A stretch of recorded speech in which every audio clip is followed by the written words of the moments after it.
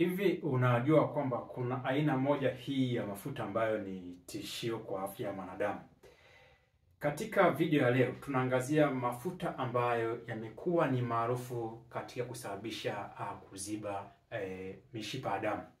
Ni bahati mbaya katika masuala ya matibabu, mafuta haya huwa wagonjwa hatuwaelezi kwa kina, na leo tutaangazia kwa kina hasa ni aina gani ya mafuta, chanzo chake, faida yake, hasara, kwa nini ukwepe, na inatakiwa weka kiwango gani. Hayo tutaangazia. Kwa hiyo hii video inawahusu wagonjwa wafuatao: wagonjwa ambao wanahangaika na magonjwa ya moyo, wagonjwa wenye shida za pressure, wagonjwa ambao wana mafuta kwenye ini, lakini pia kuna wagonjwa ambao wana mawe kwenye mfuko wa nyongo, na wale wagonjwa ambao wanahangaika na shida ya upungufu wa nguvu za kiume, na wale wagonjwa ambao wana issue ya unene kupindukia, na wengine tu ambao wanahitaji kujifunza. Hii video inawahusu. Twende sambamba, upo nami Emmanuel Balie, nutrition specialist.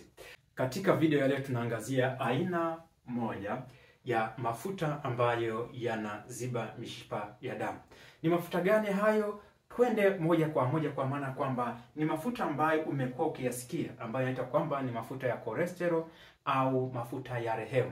Mafuta haya ni mafuta tu ambayo yana kazi nyingi mwilini, kwa maana kwamba tunayahitaji mwilini, tunayahitaji for sure, tunahitaji mwilini, na yana kazi mbalimbali. Haya aina ya mafuta haya, kazi yake ya kwanza ni kufahamisha tu kabla sijakuelezea kwa kina, ni kwamba mafuta haya yanasaidia katika kuweka afya bora ya seli za miili yetu.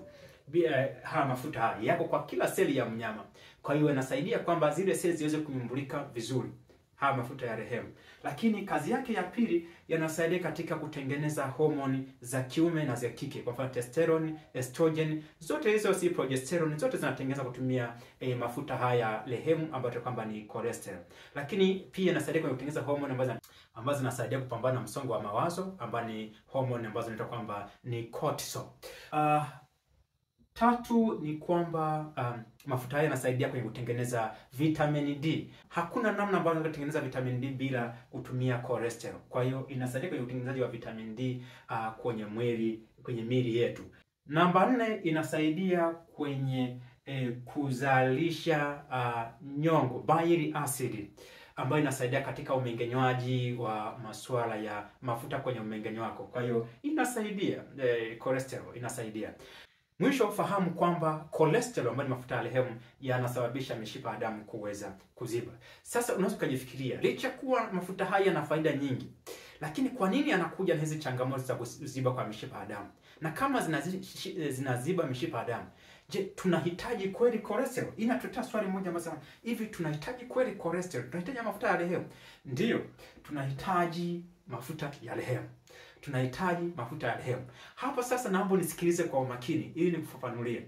Tuna vyanzo vikuu vya mafuta ya rehemu ama cholesterol, ambayo chanzo cha kwanza ni vyakula tunavyokula, na chanzo cha pili ni mwili. Ifahamike tu itakiwa kwamba niseme kwamba chanzo cha kwanza ni mwili wenyewe unazalisha, lakini na chanzo cha pili ni kwamba ni vyakula tunavyokula. Cholesterol iliyopo kwenye vyakula na cholesterol ambayo inazalisha mwili wako, ambayo ipo kwenye damu yako, ni cholesterol ambazo katika umbile ama muundo wa kikemia zinafanana, lakini zinaashiria vitu tofauti. Mwili wetu unaweza kutengeneza 80% ya cholesterol ambayo tunahitaji. Katika tafasiri nyingine, mwili unatengeneza cholesterol ambayo inahitajika kwa ajili ya matumizi ya mwili wetu. Yaani kwamba hii inahitaji kutengeneza homoni, basi mwili unatengeneza. Hii asilimia ndogo inayobakia, ambayo almost kama 20%, tunaipata kwenye vyakula. Niliposema kwamba tunahitaji cholesterol, ni kwa maana ya kwamba ni lazima tunapata cholesterol. Kulingana na umuhimu wa cholesterol, ndio maana mwili unazalisha. Sisi hatutegemei chakula ndio tupate cholesterol, hapana. Ni bahati mbaya kwa dakika sasa kinachotokea kulingana na ulaji mbovu. Tunajua kwamba tunakula vyakula vingi ambavyo vina supply cholesterol nyingi, mwisho wa siku tunakuja kupata habari za hypercholesteremia. Tunapata cholesterol nyingi sana kuliko uhitaji. Hiyo ndio changamoto ambayo inatukabili. Ni kufahamisha tu kitu kingine kwa masuala hapa ya hivi vyanzo vya cholesterol. Nimekwambia kwamba kikemia, katika muundo wa kikemia ni kwamba vinafanana, cholesterol kwenye vyakula na cholesterol kwenye dawa vinafanana, lakini zinawakilisha vitu tofauti. Kwa maana ya kwamba daktari hana uwezo wa kupima cholesterol kwenye chakula. Wewe ukienda hospitalini, daktari kitu ambacho chonacho ni uwezo wa kupima tu cholesterol iliyopo kwenye damu. Tunaweza kupima kwamba una cholesterol kiasi gani, lakini ni ngumu sana kupima kwamba umekula cholesterol kiasi gani. Na kitu kingine ambacho kifahamu ni kwamba cholesterol iliyopo kwenye chakula haimaanishi kwamba ukila kwa mfano cholesterol 500 kwamba itapandisha cholesterol ikiingia mwilini yote inaishia kwenye damu na inapandisha cholesterol yako inafikia 500. Hapana. Kwa mujibu wa tafiti zinatuonesha wazi kwamba cholesterol kutoka kwenye vyakula ina uwezo tu wa kupandisha ile cholesterol ya damu kwa 10%. Kwa mfano umekula chakula ambacho kimesheheni ambacho kina cholesterol 500 mg. Chakula hiki kinaweza kupandisha cholesterol kwa almost 10%.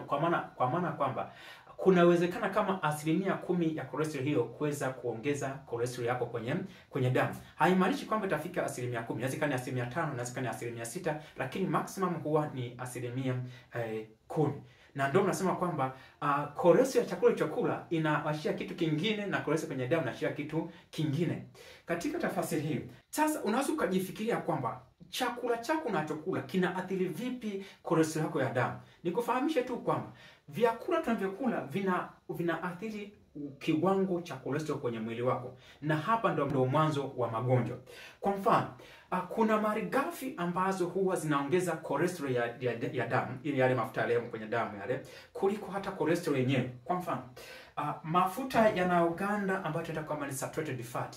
Haya ni malighafi ya kutengeneza cholesterol kwenye mwili wako. Kwa hiyo utamtarajia mtu ambaye anakula vyakula ambavyo vina mafuta mengi ambayo yanaganda, tutarajia kwamba kutakuwa na ongezeko kubwa sana la cholesterol, kwa sababu ni malighafi ambayo inatengeneza cholesterol. Lakini kirutubisho namba 2 ambacho kimedhibitika kwamba ni malighafi ya kuongeza cholesterol ni protini itokanayo na wanyama, animal protein, ambayo inatokana na vyakula vya wanyama ambavyo tunakula. Ile protini nayo pia ni malighafi katika kutengeneza cholesterol kwenye mwili wako. Sasa cholesterol hii iliyo kwenye vyakula vile inakuja kujazilizia, lakini hawa jamaa wawili, saturated fat, mafuta ya uganda na protein, ndio malighafi ambazo zinaongeza kasi ya ongezeko la cholesterol kwenye mwili wako.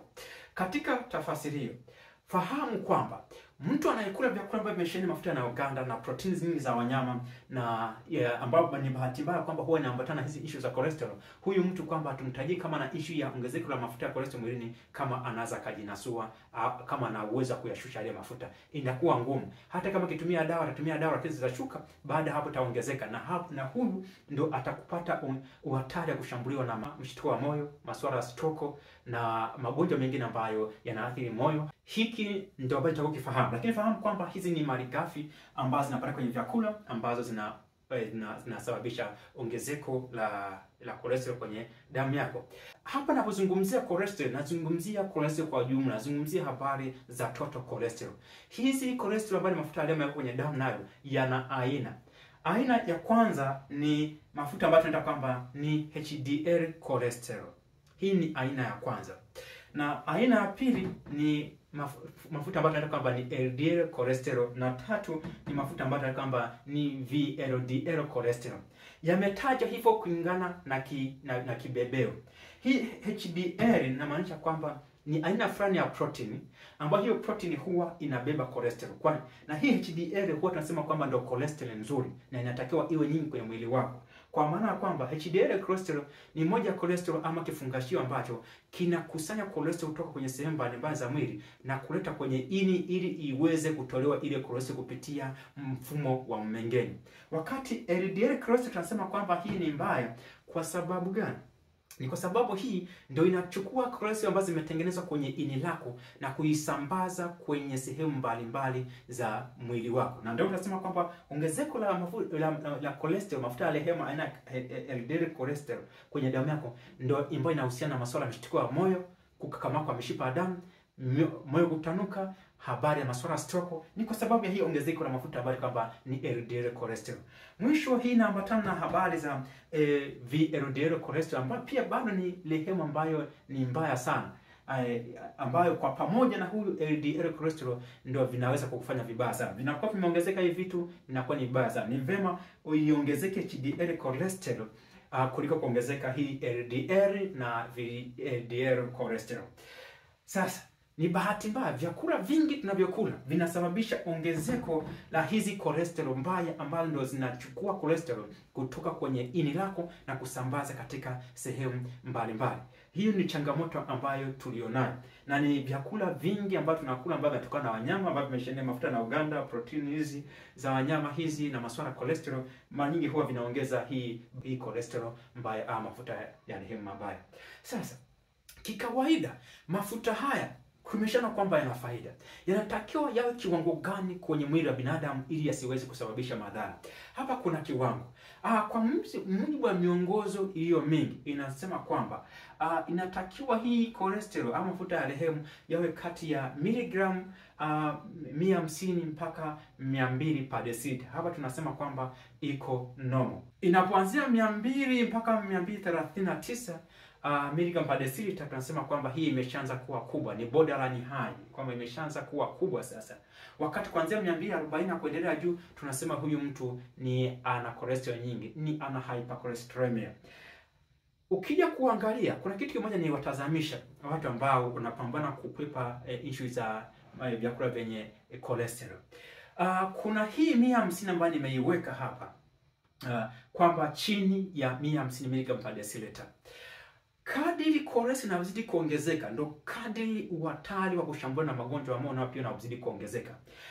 Mtu ambaye ana cholesterol ambayo ni miligram 150, uhatari wake kwa kushambuliwa na magonjwa ni mdogo sana kuliko mwenye cholesterol eza ya 170, 180, 190. Japo ukiangalia 190 itaonekana ni normal, lakini uhatari wake kushambuliwa na magonjwa ya moyo, magonjwa ya mishipa ya damu, masuala ya stroke, issue za upungufu wa nguvu za kiume, tunasema kwamba uhatari wake ni mkubwa sana kuliko mwenye cholesterol ya 150.